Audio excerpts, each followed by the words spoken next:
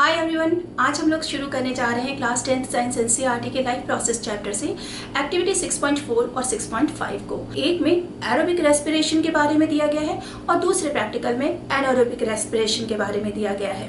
तो वीडियो को शुरू करने से पहले अगर आपने सब्सक्राइब बटन अभी तक नहीं प्रेस किया है तो प्लीज़ प्रेस कर दीजिए और मेरे वीडियो को लाइक और दूसरों से शेयर जरूर करिए। तो 6.4 में ये दिया गया है कि आपको 2 टेस्ट ट्यूब लेना है जिसमें आपको लाइम वाटर डालना है। लाइम वाटर मतलब नींबू का पानी नहीं, चूने का पानी, मतलब कैल्शियम हाइड्रोक्साइड जो वाइट वॉश होता है घरों में, उसको आप पानी में डालिए तो उसका सॉलिड पार्ट नीचे बैठ जाता है और ऊपर की ओर हमको ट्रांसपेरेंट पानी मिलता है कैल्शियम का, जिसको हम बोलते हैं चूने का पानी। इसकी खासियत होती है कि जब ये कार्बन डाइऑक्साइड से रिएक्ट करता है तो कैल्शियम कार्बोनेट बनाता है और कैल्शियम कार्बोनेट का रंग कैसा होता है? सफेद रंग का, मिल्की कलर। अब जब 2 टेस्ट ट्यूब में हमने लाइम वाटर ले लिया तो एक में किसी पिस्टन की सहायता से तेज तेज हवा को पुश करिए तो कौन सी हवा जाएगी? जो हमारे एटमॉस्फेयर में है।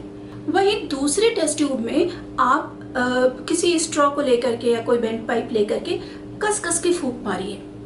तो थोड़ी देर बाद हम देखते हैं कि जिसमें फूंक मारा गया मुंह से, मतलब वो हमारे एक्सेल्ड एयर है, जब हम फूंक मार रहे थे तो वो धीरे धीरे मिल्की कलर में कन्वर्ट हो गया।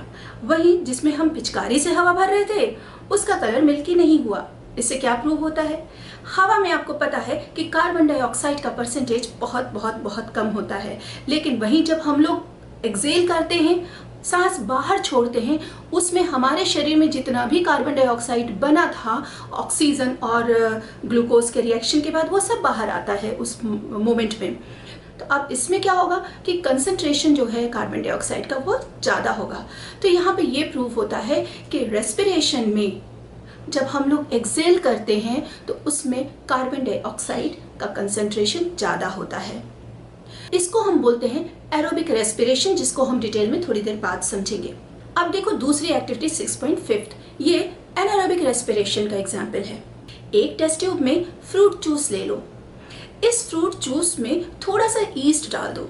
ईस्ट एक तरीके का प्लांट है जो यूनिसेलुलर होता है, जिसमें कि फर्मेंटेशन की प्रक्रिया पाई जाती है। आपने अपने घर में डोसा इडली बनते देखा होगा, या आटा फ्रिज में नहीं रखा, बाहर रह गया है गुथा हुआ आटा, तो उसमें एक जाली पड़ जाती है, एक अजीब सी स्मेल आने लगती है। ये सारे एग्जाम्पल हैं फर्मेंटेशन के।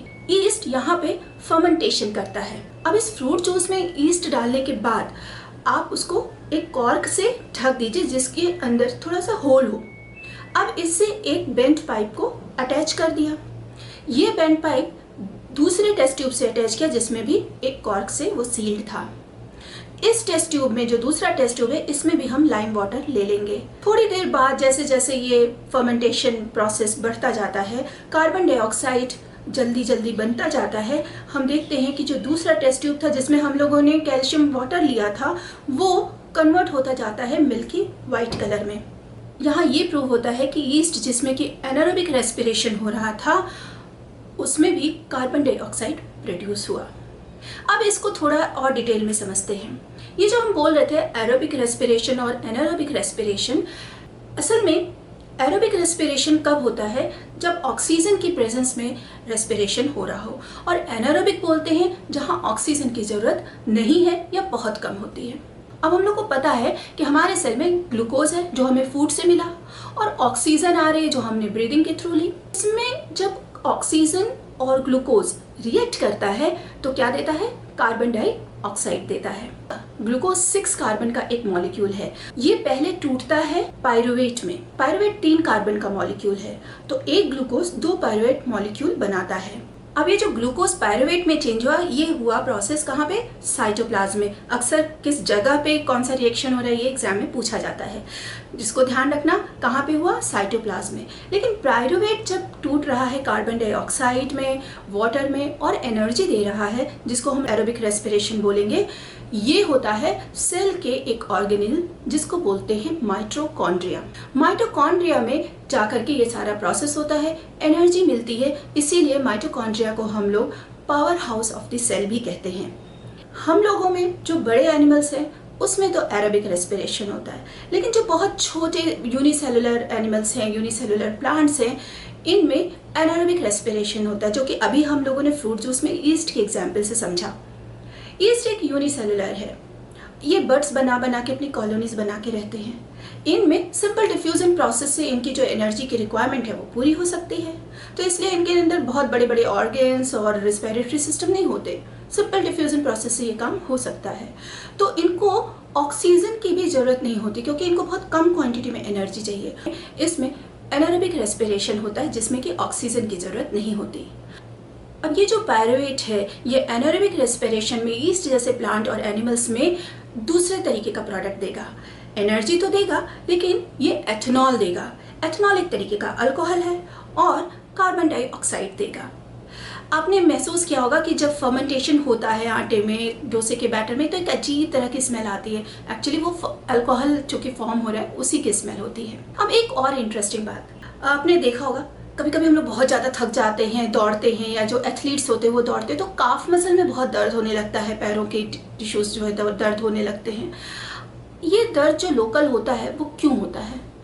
इसके पीछे बहुत बड़ा एक कारण है कि जब हम लोग ज़्यादा दौड़ भाग करते हैं, एक्सेस एनर्जी की ज़रूरत होती है हमारे शरीर को, तो जो हम एरोबिक रेस्पिरेशन कर रहे थे उसके अलावा जो लोकल मसल्स है, जैसे जो ज़्यादा काम में यूज़ होती हैं, जैसे हमारे पैरों की मसल्स दौड़ते वक्त, इसमें लोकली भी एक तरीके का रेस्पिरेशन होने लगता है।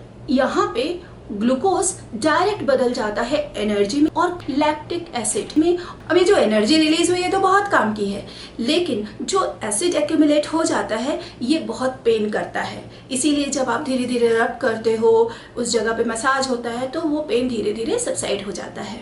तो हम लोगों ने टोटल 3 तरह के रेस्पिरेशन पढ़े, एरोबिक रेस्पिरेशन, एनारोबिक रेस्पिरेशन। ध्यान रखना, एरोबिक रेस्पिरेशन जो कि लंग्स के थ्रू हो रहा है, उसमें प्रोडक्ट क्या बना?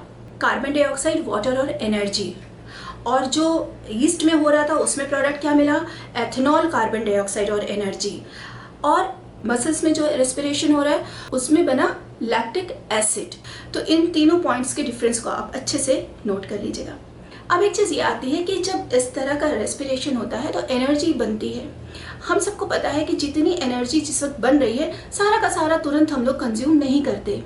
अब ये एनर्जी का कुछ पार्ट तो हमारा कंज्यूम हो जाता है, कुछ पार्ट कुछ केमिकल्स के फॉर्म में हमारी बॉडी में स्टोर हो जाता है, और जब हमको ज़रूरत होती है तो उसी केमिकल को तोड़ करके हम लोग फिर से एनर्जी पा लेते हैं।